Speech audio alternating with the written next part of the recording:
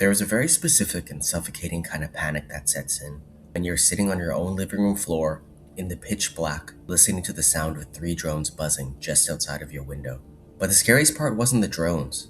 It was knowing that 40,000 people was watching the live stream of my house and all wanted me dead. And it was all because of a 12-second video that I wasn't even in.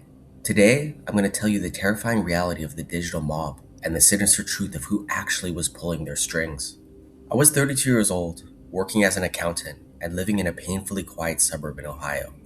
I wasn't an influencer, I didn't even have a following, and my life was delightfully average. It was a normal Thursday night. I was getting ready for bed when my phone buzzed. It was a text from a buddy from college with a link to a TikTok video, and a three-word message: "Dude, is this you?" I clicked the link. It was grainy, a night vision ring camera footage. The timestamp said 2 a.m. It showed a man standing on a young woman's front porch, violently pulling at the locked door handle. And in his right hand, he was holding what looked like a hunting knife. The man's face was completely obscured by a baseball cap pulled low, but he was wearing a very specific, limited edition jacket from a local Ohio brewery. I stared at the screen. I owned that exact same jacket. It was hanging in my closet at this very moment. I let out a nervous laugh. It was a crazy coincidence. A guy with a similar build, wearing the exact same local jacket, doing something horrific. I quickly went to close the app, figuring I'd text my friend back in the morning. But then I made the bonehead mistake of glancing down at the comments. The top comment had 15,000 likes, and it wasn't a joke. It was a direct, clickable link to my personal LinkedIn profile. I thought I could just delete the app, lock my doors, and go to sleep. But then I didn't realize the internet never sleeps. By Friday morning, the original video had hit 3 million views. True crime TikTok sleuths had stayed up all night long. They cross-referenced the jacket, the general location, and my public Facebook photos. They had played judge, jury, and executioner while I was unconscious in my bed. The people coming after me didn't think that they were bullies. They truly believed that they were protecting their community, which meant that in their minds, any aggression toward me was 100% justified. When I got to my accounting firm at 8:30 a.m., the corporate switchboard was already crashing. Thousands of people from across the country were calling my employer, demanding that the predator be fired immediately. They were even leaving death threats to my company voicemail. By 10 a.m., my boss, who was shaking and very much so freaked the F out, told me I had to leave the building. I was officially public enemy number one. I sprinted to my car. My hands were shaking so badly I could barely get my key into the ignition. I just needed to go home. I thought my house would be my sanctuary. I really thought I could just lock myself until the police cleared my name. But as I pulled into my street, I realized the nightmare had beaten me there. The boundary between the internet and reality had completely collapsed. Stacked against my front door was 20 large pizzas, which I took as a terrifying intimidation tactic to let me know, "We know your exact coordinates."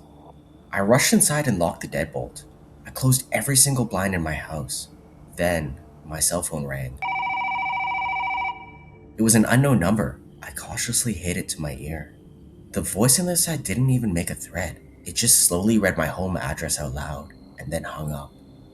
At 7 o'clock p.m., the sun went down. And then, at 7:15, the power to my house abruptly cut. I was plunged into total darkness. I crept over to my living room window and peeked through a crack in the blinds. Parked across the street were 3 cars. Standing on the sidewalk were half a dozen people.